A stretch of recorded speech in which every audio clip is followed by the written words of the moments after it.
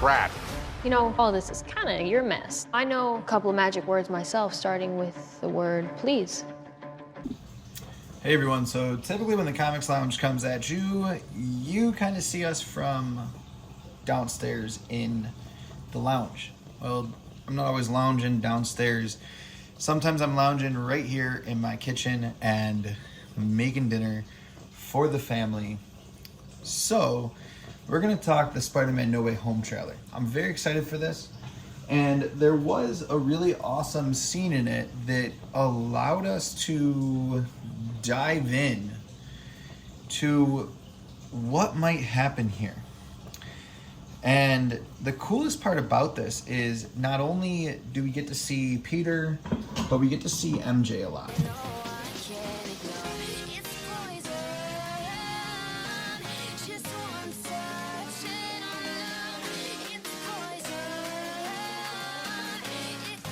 And whether you like this version of MJ or not, that's not really the point of this video. I want to talk about the scene where they kind of do an Easter egg to MJ, or Mary Jane, and then especially to Gwen, where she's falling down the side of that building. Ned is there and can't reach her. The fact that Ned's up there, I'm not quite sure why. That's another interesting thing. Is that going to turn him into Hobgoblin? Who knows? Is that one of the reasons we might see him play such a big role in this? Who knows? Is that one of the reasons that he's lost a lot of weight? Who knows? But basically, there's a couple different theories surrounding it. Obviously, there's some people who just kind of say, well, this is a scene to call back to Gwen's death.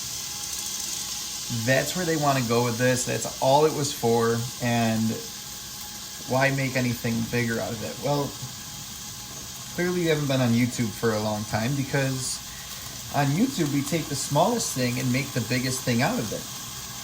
A 10-second part of a trailer, if that, we're going to turn into a couple minute long video.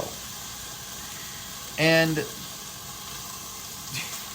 good, bad, or indifferent, it's a callback. It's an Easter egg. It's, hey, let's say that Andrew Garfield's Spider-Man is in here without actually saying Andrew Garfield's Spider-Man is in here.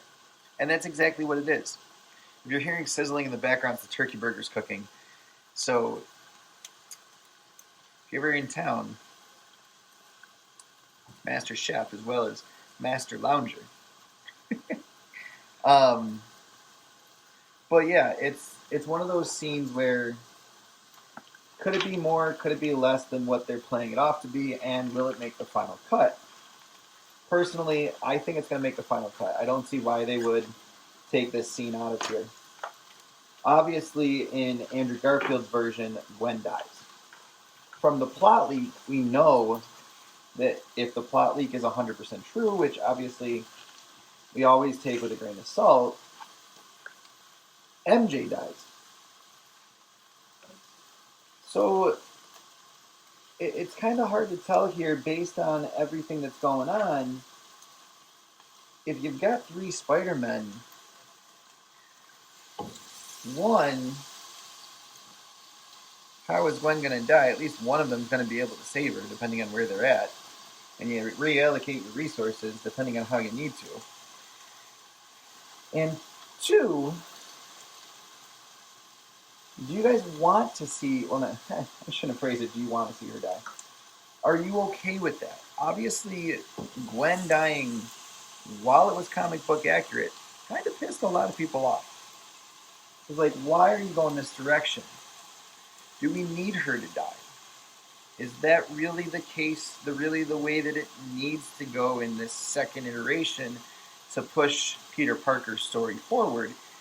And did they give her the most proper of send-offs? Personally, I honestly wouldn't hate them playing the character this way. I definitely haven't been the biggest fan of this version of MJ. And as much of a fan as I am of Zendaya, as much as I am a fan of her, I really would love to see them make way for a female Spider-Man hero. Not that you have to kill her off to get rid of her, but she's kind of become this big part in all of the trailers. And I think that one of the biggest things that kind of is a callback to Amazing Spider-Man is the trailers before Gwen's death were also pretty Gwen heavy. They weren't obviously like, hey, this is like Gwen's the focus, but they were pretty they were there. Gwen was in them. The same way that we're seeing MJ in these trailers. Not maybe not as much time, but Gwen was there. It was obvious.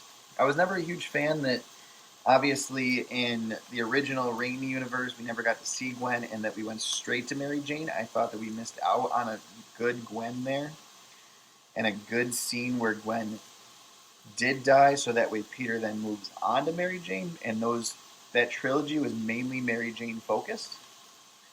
But I don't know. I think it'd be really cool to see where this movie takes MJ's story and how she moves on into Phase 4 or moves out of Phase 4. Let me know what you think in the comments below. I would love to hear your thoughts. Have a great rest of your day, and I'm going to get back to cooking.